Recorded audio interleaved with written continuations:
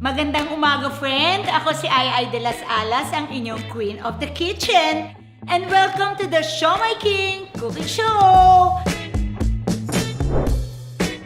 O mahilig ka ba sa noodles?